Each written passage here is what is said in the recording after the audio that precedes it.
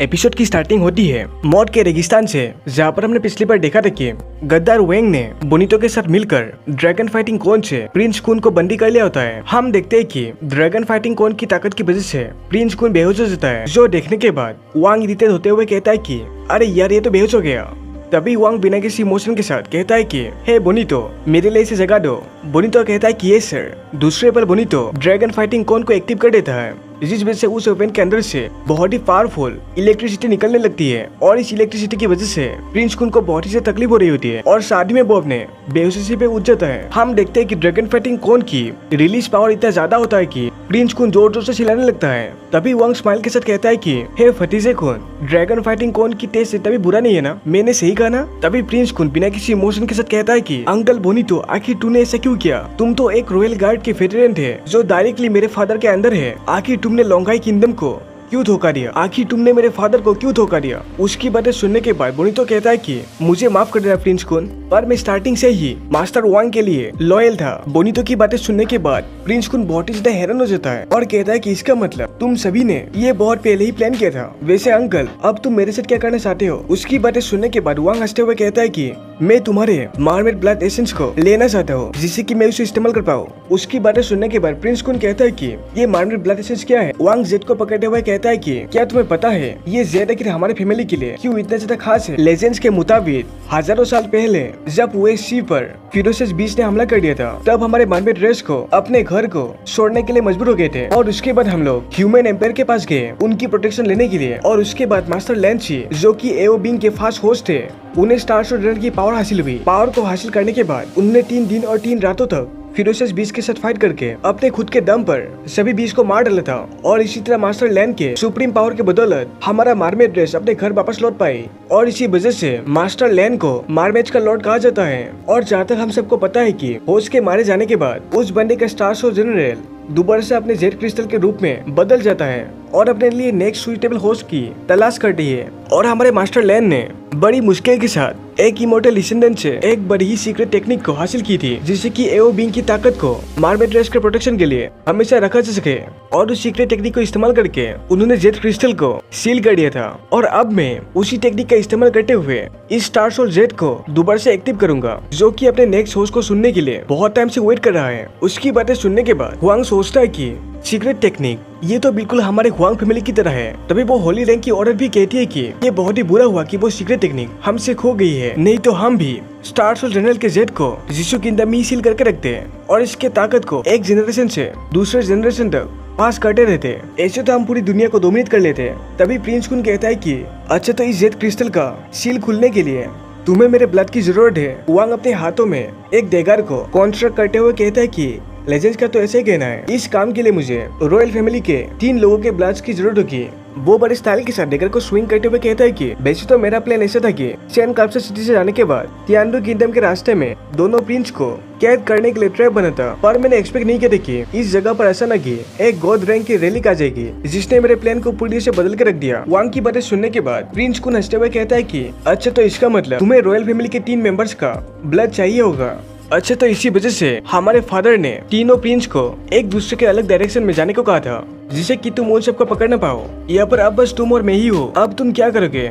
अब तो तुम कुछ भी नहीं कर पाओगे। और तुमने कहा था कि शायद से बोनितो तुम्हारा बेटा या फिर कुछ और है। ऐसा कहने के बाद प्रिंस कुन हंसने लगता है। अभी प्रिंस कुन के बातों को सुनने के बाद वांग बिना किसी इमोशन के साथ कहता है कि अरे इडियट, अगर मेरे पास कुछ भी नहीं होता तो फिर मैं भला तुम्हें यहाँ पर क्यों ट्रैप करने के लिए लाता? उसकी बातें सुनने के बाद प्रिंस कुन बहुत ज्यादा शॉक्ड हो जाता है। और यहाँ पर हम सॉन्ग को देखते हैं जो सोचता है कि मैं गलत नहीं हो सकता। इस सिली पर्सनैलिटी को मैं अच्छी तरह पहचान चुका हूँ। मेरे प्रीवियस लाइफ में मैं जिस प्रिंस से मिला था ये तो वही है।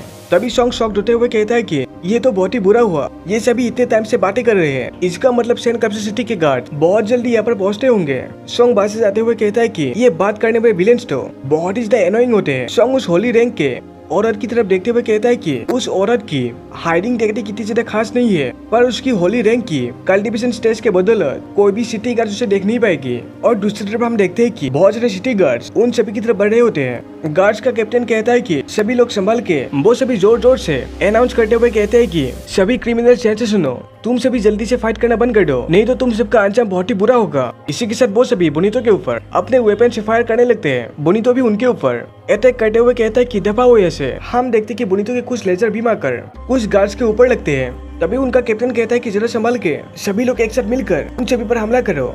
और दूसरी तरफ वांग भी अपने नेबुला सोल जनरल को कॉन्स्ट्रक्ट कर लेता है और कहता है कि यहाँ से जल्दी चलो, फाइट करना बंद करो। इसी के साथ वो तेजी के साथ वहाँ से जाते हुए कहता है कि जल्दी से मेरे साथ गॉड रैंक के रिलीक के पास चलो।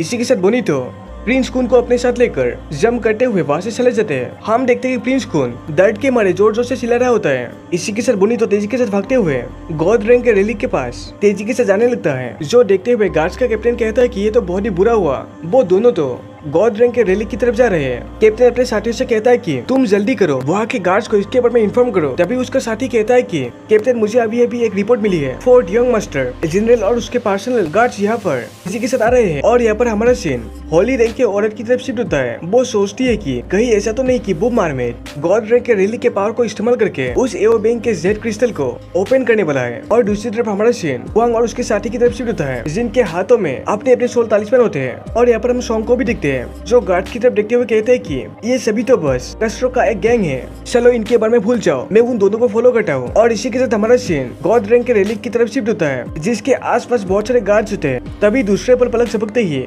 उनकी तरफ फायरिंग होने लगती है और आसपास के रहने वाले सभी गार्ड्स के ऊपर सीधा जाकर फायरिंग लगती है और पलक झपकते ही बहुत सभी गार्ड्स जमीन पर ढेर हो जाते हैं। इसी के साथ बोनीतो और वांग गॉड रैंक के रैली के पास पहुंच जाते हैं। तभी वांग हंसते हुए कहता है कि मेरे इडियट भतीजे, अब मैं तुम्हें सारी चीजें अच्छी तरह से एक्सप्लेन करता हूँ कि तुम्हारा और मेरा ब्लड इस जेड क्रिस्टल को ओपन करने के लिए क्यों काफी है। दूसरे पल वो अपने पॉकेट से एक ब्लड से भरा हुआ ग्लास की शीशी निकाल लेता है और कहता है कि इस काम के लिए हमें 3 रॉयल फैमिली के मेंबर्स की फ्रेश ब्लड की जरूरत होती है, पर इस बोतल के अंदर प्रीवियस होस्ट एओ बैंक की होली रैंक की ब्लड एसेंस है और इस गॉड रैंक के रिलीक की मदद से मैं इस ब्लड को दोबारा से बॉईल कर सकता हूँ। इसी के साथ वो उस जेड क्रिस्टल के ऊपर होली रैंक के ब्लड एसेंस को गिराने लगता है। उसके ऐसे करते ही वो जेड क्रिस्टल हवा में फ्लोट होने लगता है और जेड क्रिस्टल के अंदर से बहुत सारी पावर निकलने लगती है। और ये देखने के बाद वांग खुशी के मारे हंसने लगता है। प्रिंस खून भी हैरानी के साथ कहता है कि ये आखिर कैसे पॉसिबल हो सकता है। और यहाँ पर प्रिंस खून क्या इस जेड क्रिस्टल को वांग के हाथों में जाने से पाएगा, और क्या वांग स्टार्स और जनरल एओ बिंग का नेक्स्ट होस्ट बन पाएगा, और हमारा सॉन्ग इस मामले में क्या कुछ करने वाला है, ये सारी चीजें हमें पता चलेगी आगे के एपिसोड में। तो इसी के साथ गाइस वीडियो को हम यहीं पर एंड करते हैं। वीडियो अगर आपको थोड़ा सा भी पसंद आया हो तो लाइक शेयर और सब्सक्राइब जरूर कर दीजिए। इसी के साथ गाइस हम मिलते हैं दूसरे एपिसोड में। शुक्रिया, तथा एंड बाय बाय।